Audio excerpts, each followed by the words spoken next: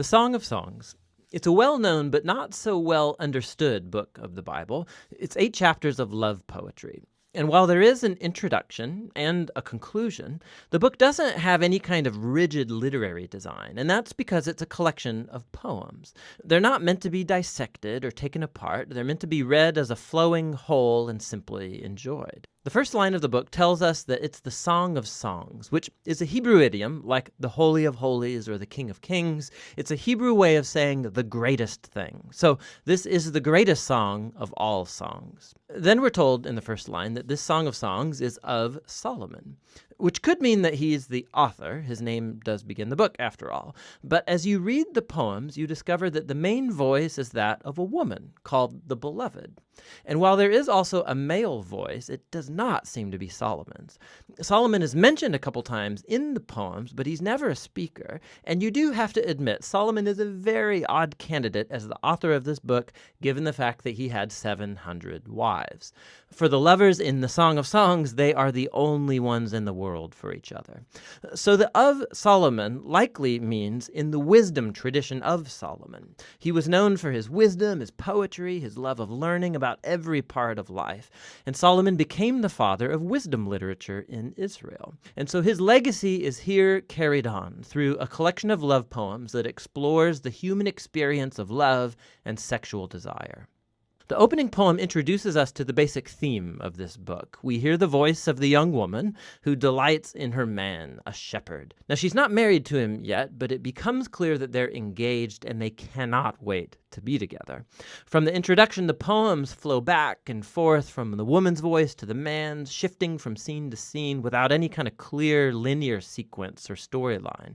The poems move in these symphonic cycles, and key images and ideas get repeated and developed. So, one of the basic themes uniting the poems is the intense desire that this couple has for each other, expressed through their constant seeking and finding. So after the opening poem, they're separated but on the hunt for one another. So the woman calls out, or she'll wake up from a dream or go looking for her lover, and more than once they'll find each other, they'll embrace, and then right when things start to get a bit racy, the scene will suddenly end and a new one will start. They're separated, looking for each other, and on it goes. Another repeated theme is the joy of the couple's physical attraction for one another. So multiple times, they'll pause and describe each other with these elaborate metaphors. And here it's very helpful to know that these images and metaphors in Hebrew poetry are not primarily visual. If you try and paint a picture of these people based on the metaphors, you will end up with something that looks very, very strange. What you're supposed to do is reflect on the meaning of these images as they relate to the man and the woman. So you'll read through the poetic cycles, and the tension will keep building in their desire and joy and attraction. And this spiraling repetition is a poetic way of heightening and focusing on the mystery and power of sexual love. It all comes together in the conclusion, which pauses to summarize what these poems are all about. Love is as strong as death. Its passions are as severe as the grave. Its flashes are of fire, a divine flame. Many waters cannot extinguish love. Rivers cannot sweep it away. If one were to give all the wealth of one's house for love, he would be utterly scorned. The poem highlights the power and the intensity of love, how it's both beautiful but also dangerous. Like fire, love can destroy people if it's abused, or be life-giving if it's protected. Ultimately, love expresses the insatiable human longing to know and be fully known and desired by another. Love is one of the most transcendent and mysterious experiences in human life, and as a part of the Bible's wisdom tradition, this book says it's a gift from God. After this, there's an odd poem about Solomon trying to do what the previous poem just said was impossible, to buy love. The woman rejects Solomon's offer, and then the book concludes with the man and the woman. They're separate once more on the hunt for each other. He calls to hear her voice. She begs him to run away with her, and that's how the book ends. Just totally open-ended. But that's a lot like love, which never truly concludes, because there's always more to discover and pursue in your beloved. And so true love has no end, and neither does this book. Now, through history, the big question raised by the Song of Songs is, what on earth is love poetry doing in the Bible? There have been 3 main interpretations of this book throughout history. In Jewish tradition, it's been read as an allegory, each character a symbol. So the woman is Israel, the man is God, and their love is a symbol of the covenant between God and Israel made at Mount Sinai and the giving of the Torah. This view flowed into the Christian tradition, but the characters were swapped. So it's about Christ's love for his people, the church. And this interpretation was inspired by Paul's words in Ephesians 5, that a Christian husband's love for his wife is a symbol of Christ's love for the church. What's interesting is that in the last 100 years, archaeological discoveries among Israel's ancient neighbors in Egypt and Babylon has turned up all kinds of ancient love poetry that's very similar in language and imagery to the Song of Songs. We see that love poetry was a meaningful part of Israel's cultural environment, which has led most scholars today to view the Song of Songs as what it presents itself to be, an arrangement of Israelite love poetry reflecting on the divine gift of love. But that doesn't mean that it's only ancient love poetry. There's a key feature of these poems that sticks out when you read them as a part of the Old Testament, and that's the overwhelming use of garden imagery. There are powerful echoes of the Garden of Eden and the idyllic scene between the married couple in the early chapters of Genesis. So the image of the man and the woman naked and vulnerable, but completely unified and safe with one another. This resonates in the background of the Song of Songs. It's as if in these poems we are witnessing the love of a couple whose relationship is untainted by selfishness and sin. And so ultimately the song holds out hope that even though our own relationships are so often distorted by selfishness, love is a transcendent gift, and it's meant to point us to something greater, to the gift of God's love that will one day permeate and transform his beloved world. And that's what the Song of Songs is all about. The Song of Solomon. Song of Solomon 1. The Song of Songs, which is Solomon's. Let him kiss me with the kisses of his mouth, for your love is better than wine. Your anointing oils are fragrant. Your name is oil poured out. Therefore virgins love you. Draw me after you. Let us run. The king has brought me into his chambers. We will exult and rejoice in you. We will extol your love more than wine. Rightly do they love you. I am very dark but lovely, O daughters of Jerusalem, like the tents of Kedar, like the curtains of Solomon. Do not gaze at me because I am dark, because the sun has looked upon me. My mother's sons were angry with me. They made me keeper of the vineyards, but my own vineyard I have not kept. Tell me, you whom my soul loves, where you pasture your flock, where you make it lie down at noon. For why should I be like one who veils herself beside the flocks of your companions? If you do not know, O most beautiful among women, follow in the tracks of the flock, and pasture your young goats beside the shepherd's tents. I compare you, my love, to a mare among Pharaoh's chariots. Your cheeks are lovely with ornaments, your neck with strings of jewels. We will make for you ornaments of gold, studded with silver. While the king was on his couch, my nard gave forth its fragrance. My beloved is to me a sachet of myrrh that lies between my breasts. My beloved is to me a cluster of henna blossoms in the vineyards of En-gedi. Behold, you are beautiful, my love. Behold, you are beautiful, your eyes are doves. Behold, you are beautiful, my beloved, truly delightful. Our couch is green. The beams of our house are cedar, our rafters are pine. Song of Solomon 2. I am a rose of Sharon, a lily of the valleys.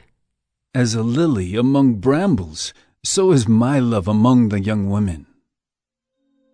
As an apple tree among the trees of the forest, so is my beloved among the young men. With great delight I sat in his shadow, and his fruit was sweet to my taste. He brought me to the banqueting house, and his banner over me was love. Sustain me with raisins, refresh me with apples, for I am sick with love. His left hand is under my head, and his right hand embraces me. I adjure you, O daughters of Jerusalem, by the gazelles or the does of the field, that you not stir up or awaken love until it pleases.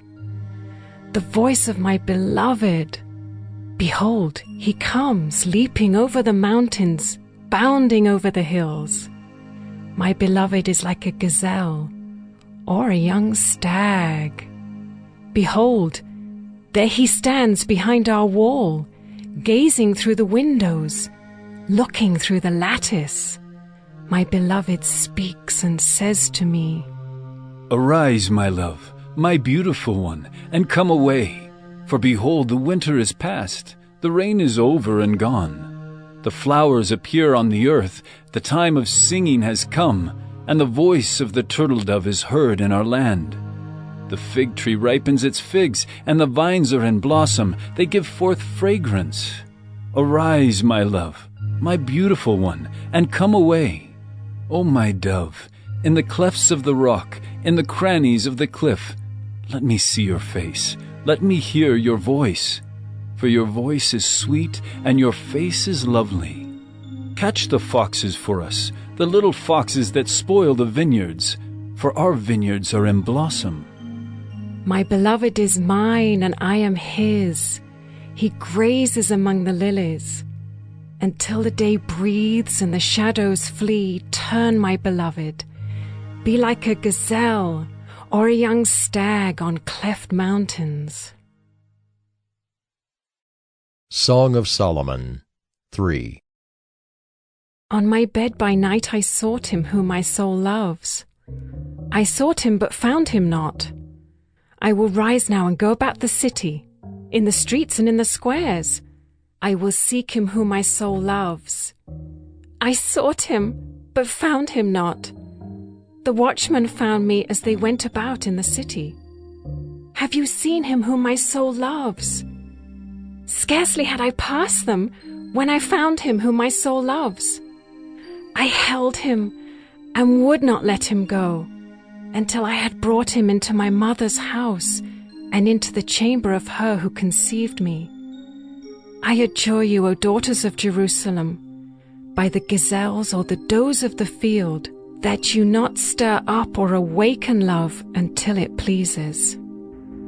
What is that coming up from the wilderness, like columns of smoke, perfumed with myrrh and frankincense, with all the fragrant powders of a merchant? Behold, it is the litter of Solomon. Around it are 60 mighty men, some of the mighty men of Israel, all of them wearing swords and expert in war, each with his sword at his thigh against terror by night. King Solomon made himself a carriage from the wood of Lebanon. He made its posts of silver, its back of gold, its seat of purple. Its interior was inlaid with love by the daughters of Jerusalem. Go out, O daughters of Zion, and look upon King Solomon with the crown with which his mother crowned him on the day of his wedding, on the day of the gladness of his heart. Song of Solomon 4.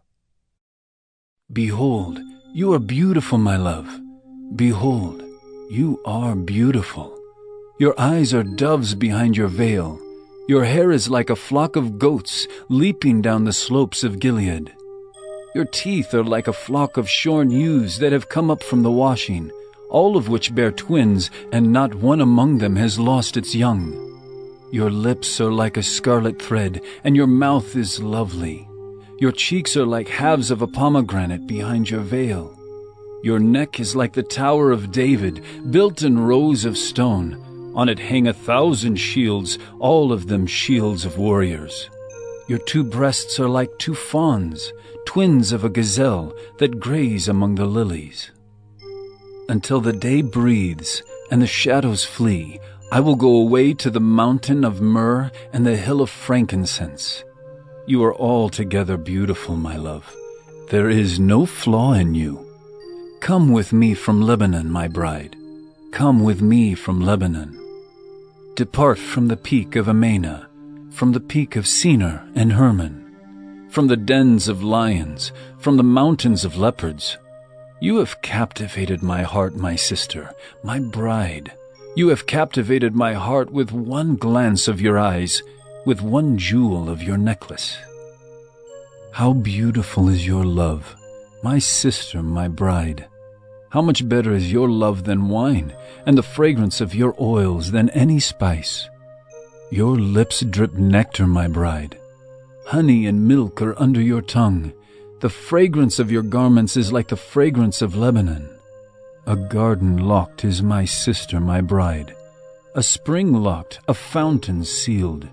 Your shoots are an orchard of pomegranates, with all choicest fruits, henna with nard and saffron, calamus and cinnamon, with all trees of frankincense, myrrh and aloes, with all choice spices. A garden fountain, a well of living water, and flowing streams from Lebanon. Awake, O north wind, and come, O south wind, blow upon my garden, let its spices flow. Let my beloved come to his garden and eat its choicest fruits. Song of Solomon 5. I came to my garden, my sister, my bride. I gathered my myrrh with my spice. I ate my honeycomb with my honey. I drank my wine with my milk. Eat, friends, drink, and be drunk with love. I slept, but my heart was awake. A sound! My beloved is knocking. Open to me, my sister, my love, my dove, my perfect one. For my head is wet with dew, my locks with the drops of the night. I had put off my garment. How could I put it on? I had bathed my feet. How could I soil them? My beloved put his hand to the latch, and my heart was thrilled within me. I arose to open to my beloved, and my hands dripped with myrrh, my fingers with liquid myrrh on the handles of the bolt. I opened to my beloved, but my beloved had turned and gone. My soul failed me when he spoke. I sought him but found him not. I called him, but he gave no answer. The watchmen found me as they went about in the city. They beat me, they bruised me. They took away my veil, those watchmen of the walls. I adjure you, O daughters of Jerusalem, if you find my beloved, that you tell him I am sick with love. What is your beloved more than another beloved, O most beautiful among women? What is your beloved more than another beloved, that you thus adjure us? My beloved is radiant and ruddy, distinguished among 10,000. His head is the finest gold. His locks are wavy, black as a raven. His eyes are like doves beside streams of water, bathed in milk, sitting beside a full pool. His cheeks are like beds of spices, mounds of sweet-smelling herbs. His lips are lilies, dripping liquid myrrh. His arms are rods of gold, set with jewels. Oh, his body is polished ivory, bedecked with sapphires. His legs are alabaster columns set on bases of gold. His appearance is like Lebanon, choice as the cedars. His mouth is most sweet, and he is altogether desirable. This is my beloved, and this is my friend, O daughters of Jerusalem. Song of Solomon 6. Where has your beloved gone, O most beautiful among women? Where has your beloved turned, that we may seek him with you? My beloved has gone down to his garden, to the beds of spices, to graze in the gardens and to gather lilies. I am my beloved's, and my beloved is mine. He grazes among the lilies. You are beautiful as Tirzah, my love, lovely as Jerusalem, awesome as an army with banners. Turn away your eyes from me, for they overwhelm me. Your hair is like a flock of goats leaping down the slopes of Gilead. Your teeth are like a flock of ewes that have come up from the washing. All of them bear twins, not one among them has lost its young. Your cheeks are like halves of a pomegranate behind your veil. There are 60 queens and 80 concubines, and virgins without number. My dove, my perfect one, is the only one of her mother, pure to her who bore her. The young women saw her and called her blessed, the queens and concubines also, and they praised her. Who is this who looks down like the dawn, beautiful as the moon, bright as the sun, awesome as an army with banners? I went down to the nut orchard to look at the blossoms of the valley, to see whether the vines had budded, whether the pomegranates were in bloom. Before I was aware, my desire set me among the chariots of my kinsman, a prince. Return, return, O Shulamite, return, return that we may look upon you.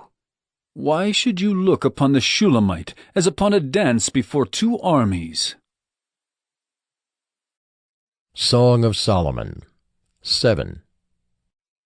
How beautiful are your feet in sandals, O noble daughter! Your rounded thighs are like jewels, the work of a master hand. Your navel is a rounded bowl that never lacks mixed wine. Your belly is a heap of wheat encircled with lilies. Your two breasts are like two fawns, twins of a gazelle. Your neck is like an ivory tower. Your eyes are pools in Heshbon, by the gate of Beth-rabbim. Your nose is like a tower of Lebanon, which looks toward Damascus. Your head crowns you like Carmel, and your flowing locks are like purple. A king is held captive in the tresses. How beautiful and pleasant you are, O loved one, with all your delights. Your stature is like a palm tree, and your breasts are like its clusters. I say, I will climb the palm tree and lay hold of its fruit. O may your breasts be like clusters of the vine, and the scent of your breath like apples, and your mouth like the best wine. It goes down smoothly for my beloved, gliding over lips and teeth. I am my beloved's, and his desire is for me. Come, my beloved, let us go out into the fields and lodge in the villages. Let us go out early to the vineyards and see whether the vines have budded, whether the grape blossoms have opened, and the pomegranates are in bloom. There I will give you my love. The mandrakes give forth fragrance, and beside our doors are all choice fruits, new as well as old, which I have laid up for you, O my beloved. Song of Solomon 8. Oh, that you were like a brother to me who nursed at my mother's breasts. If I found you outside, I would kiss you and none would despise me. I would lead you and bring you into the house of my mother, she who used to teach me. I would give you spiced wine to drink, the juice of my pomegranate. His left hand is under my head, and his right hand embraces me. I adjure you, O daughters of Jerusalem, that you not stir up or awaken love until it pleases. Who is that coming up from the wilderness, leaning on her beloved? Under the apple tree I awakened you. There your mother was in labor with you. There she who bore you was in labor. Set me as a seal upon your heart, as a seal upon your arm. For love is strong as death, jealousy is fierce as the grave. Its flashes are flashes of fire, the very flame of the Lord. Many waters cannot quench love, neither can floods drown it. If a man offered for love all the wealth of his house, he would be utterly despised. We have a little sister, and she has no breasts. What shall we do for our sister on the day when she is spoken for? If she is a wall, we will build on her a battlement of silver. But if she is a door, we will enclose her with boards of cedar. I was a wall, and my breasts were like towers. Then I was in his eyes as one who finds peace. Solomon had a vineyard at Baal-Hamon. He let out the vineyard to keepers. Each one was to bring for its fruit 1,000 pieces of silver. My vineyard, my very own, is before me. You, O Solomon, may have the 1,000, and the keepers of the fruit 200. O you who dwell in the gardens, with companions listening for your voice, let me hear it. Make haste, my beloved, and be like a gazelle or a young stag on the mountains of spices.